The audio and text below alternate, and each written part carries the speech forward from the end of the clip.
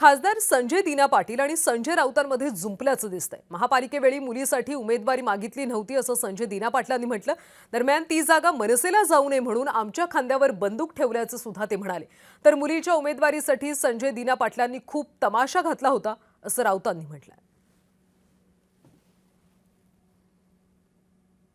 आम्ही तिकीट मागितली नव्हती, ही मनसेला सीट जाऊ नये म्हणून जबरदस्ती ती बंदूक आमच्या खांद्यावर ठेवली। आम्ही सीट मागितली नव्हती। आम्ही त्यांना सांगितलं होतं नको म्हणून, हातपाय जोडले होते, रडून सांगितलं मी माझ्या मुलीने। आम्ही परत राजीनामा आम्ही विड्रॉ करायला पण गेलो होतो, तेव्हा पण थांबवलं। तेव्हा हे जे आता मोठे मोठे बाता करतात आहे ना, पाया पडत होते। त्या मुलीच्या उमेदवारीसाठी त्याने किती तमाशा केला हे आपल्याला माहित असतं। उमेदवारी दिल्यावर सुद्धा ते खोटं बोलतायत। मिंदे गटात गेल्यामुळे त्यांना खोटं बोलायची जास्त सवय लागली आहे। ते मिंदे गटात गेल्यावरती एक खोटं बोलण्याची नशेची गोळी देतात ते, बरं का? हा, ती तोंडात ठेवूनच बोलायचं असतं।